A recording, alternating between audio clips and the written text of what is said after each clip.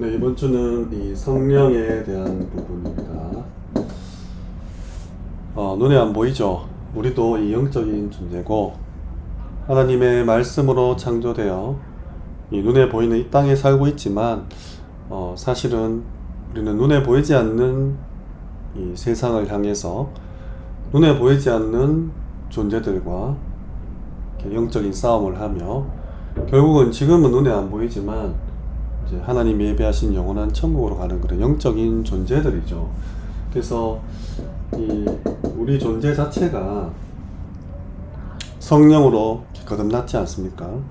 예수를 주로 그리스도로 고백하고 하나님 자녀가 되어서 이 땅에 살아가고 있는 지금 우리에게 이 성령의 이 긴밀한 교제와 소통, 또 역사와 응답들, 이 축복과 증거들이 없다면 앞으로 시대가 가면 갈수록 점점 더 어렵고 힘든 그런 삶이 될 수밖에 없죠. 성령의 충만함을 받는다고 그러면 삶이 힘들어지는 것이 중단되거나 안 힘들게 되냐?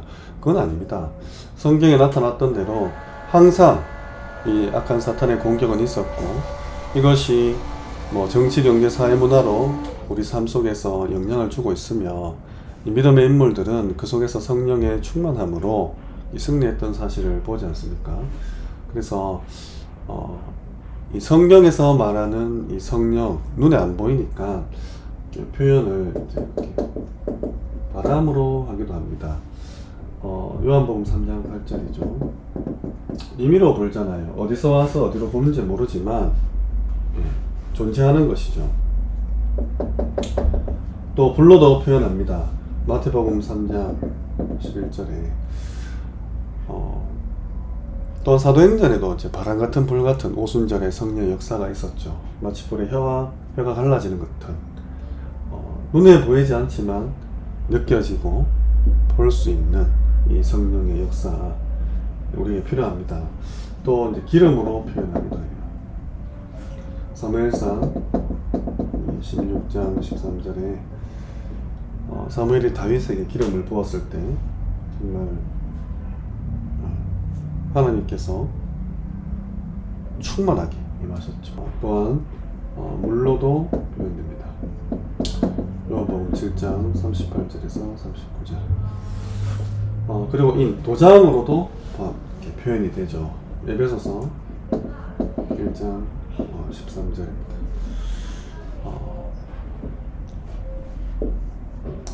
정말 우리 후대들이 하나님 안에서 또 앞에서 이 시대를 두고 앞으로 이 성령의 충만함을 받지 못한다면 이렇게 전도와 선교, 세계복음화 이전에 개인의 삶이 힘들 만큼 영적인 공격이 심해질 텐데 오늘 사도행전 한번 보시면서 13장과 16장과 19장이죠. 여기에 나오는 이제 성령의 인도 부분, 역사 부분, 그리고 성령의 열매를 한번 살펴보겠습니다. 사도행전 13장 1절에서 4절에 이 성령의 인도를 받기 위해서 금식하는 장면이 나와요. 또 16장 6절에서 10절에는 철야, 그리고 19장 1절에서 8절에 너희가 믿을 때 성령을 받았느냐? 있음도 듣지 못한다. 그래서 주 예수 이름으로 세례를 주죠. 성령의 인도를 받기 위해서 발버둥 치셔야 됩니다. 하나님 모든 사건 속에서, 모든 만남 속에서 매 순간, 매 사건마다 이렇게 발버둥을 치잖아요. 특히 전도와 선교 앞에서 내 삶을 두고 이런 하나님께 엎드리는 시간들이 필요하죠. 그때 어떤 역사가 일어났냐? 13장 5절에서 12절에 이 거짓 선지자 마술사 일루마죠. 결박됩니다. 16절에서 18절 귀신 들린 점치는 여종 나음을 있잖아요. 19장에도 8절에서 20절 악기가 떠나가고 많은 질병들이 이걸로 스게 아들들이 바울을 흉내내다가 굉장한 진피를 당했죠. 이 치유의 역사, 특별히 이 네피림 시대에 성령의 역사 아니고는 이런 일들이 일어날 수가 없죠. 특히나 앞으로 우리 후대들이 중요한 역할을 감당해야 돼. 그런 부분들입니다. 그러면 이렇게 인도와 역사 이후에 나왔던 열매가 어떠냐? 12절에 총독, 이 지도자가 돌아오게 되죠. 15절에 예로디아, 교회를 세울 만큼의 그런 충성된 제자가 나옵니다. 그리고 21절에 내가 로마도 보아야 하리라. 미래와 관계가 있죠. 그래서 사도행전 13장, 16장, 19장은 바울 사역에 굉장히 중요한 사역지들이었지 않습니까? 그곳에서 항상 이 성령의 인도 속에서 이 성령의 역사를 체험하고 열매를 남겼습니다. 이번 여름을 지나면서 우리 후대들이 영적인 존재라는 것에 대한 인식이 좀 시작되었으면 합니다. 영적으로도 빨리 철이 드는 거죠. 나이가 나이를 먹음에 따라서 육신적으로도 이게 철이 들어야 되지 않습니까? 마음과 생각도 철이 들어야 되고. 근데 신앙생활을 해가면서 영적으로도 이래 돼야 되는 거죠.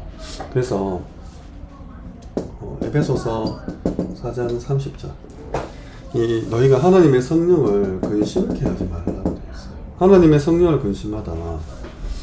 성령은 인격적인 존재입니다. 그래서 우리의 행위나 우리의 삶, 태도, 여러 가지 사건들로 기뻐하거나 슬퍼하실 수도 있는 거죠.